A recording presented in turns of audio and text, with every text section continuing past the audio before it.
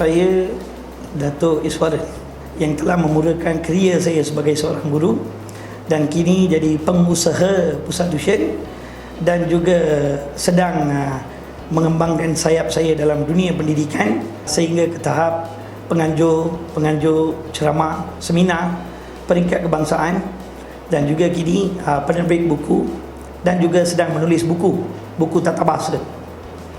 Bahasa Melayu tu bagi saya ialah bahasa jiwa bagi Malaysia. Kita berada di Malaysia. Bahasa nombor satu yang saya pertuturkan ialah bahasa Melayu. Walaupun saya berbangsa India, saya lebih berbahasa Melayu. Saya berjaya dalam hidup saya kerana bahasa Melayu, kerana penguasaan bahasa Melayu saya, kerana penguasaan saya dalam tata bahasa yang menyebabkan saya berjaya dalam hidup saya dan menjadi seorang usahawan yang berjaya. Jika lagi banyak sokongan yang kami dapat, penulis dapat, penerbit dapat, maka produk-produk yang lebih berkualiti, bahan penulisan yang lebih berkualiti setanding dengan bahasa-bahasa antarabangsa seperti bahasa Inggeris, kami boleh terbitkan, kami boleh tulis. Saya menulis pada sekitar akhir 80-an dan berlarutan sampai sekarang, never stop. Saya tak pernah berhenti. Bermula daripada skrip drama radio, cerpen, teater dan sehinggalah masuk novel, sampai sekarang novel. Dan yang baru saya ceburi adalah penulisan panel skrip filem. Untuk dibandingkan dalam bahasa Inggeris, sebenarnya suatu waktu dahulu bahasa Melayu ni satu bahasa yang sangat power, sangat berkuasa. Jadi kalau kita hendak menjana ekonomi dengan buku-buku berbahasa Melayu, inilah tempat-tempatnya. Lebih kepada serantau Asia Tenggara. Novel-novel bahasa Melayu kita ada juga di Jepun, ya, di Beijing, cuma agak terbatas. Sebab di Beijing ada satu universiti, dia ada fakulti bahasa Melayu sendiri. Begitu juga dengan di Jepun. Kalau suatu masa nanti bahasa Melayu boleh setinggi daripada bahasa Inggeris. Kalau itu berlaku, ramai penulis kita di Malaysia yang menggunakan bahasa Melayu sebagai karya, sebagai bahasa pengantar karya, ramai yang akan jadi jutawan, insyaAllah.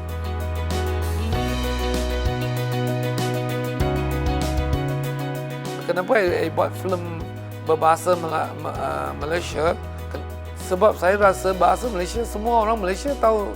So, sampai hari ini saya sudah mencapai 150 title filem yang telah saya hasilkan dan menjadikan konten yang paling besar dan paling banyak di Malaysia lah. Bahasa Malaysia sebenarnya adalah bahasa kita. Kita tak ada apa yang boleh dinafikan tanpa bahasa Malaysia, bukan mewakili orang Malaysia. So saya rasa kita kena mempertahankan bahasa Malaysia adalah bahasa ibunda, bahasa negara kita. Dan itu sebab dalam filem saya tetap hasilkan filem berbahasa Malaysia adalah nombor satu. Kedua ialah drama series bahasa Malaysia pun adalah depan, iaitu nombor satu untuk saya hasilkan. Termasuk promotion saya pun guna bahasa, dan di syarikat punya pentadbiran saya kalau buat meeting saya guna bahasa Malaysia walaupun ada Chinese punya pegawai, ada India punya pegawai. Jangan segan untuk berbahasa. Bahasa Malaysia, bahasa semua.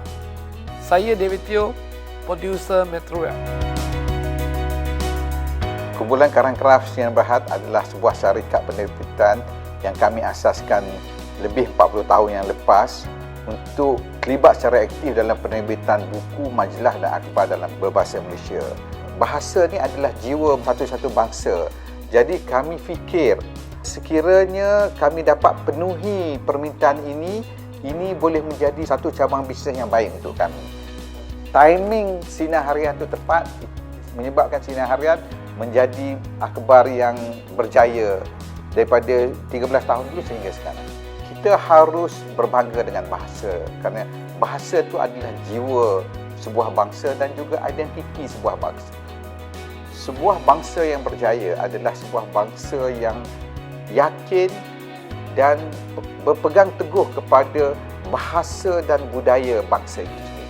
Kita melihat orang Jepun atau orang Cina, mereka sudah kuasai ekonomi hampir seluruh dunia, tapi mereka tetap bangga dengan bahasa mereka. Kenapa tidak kita?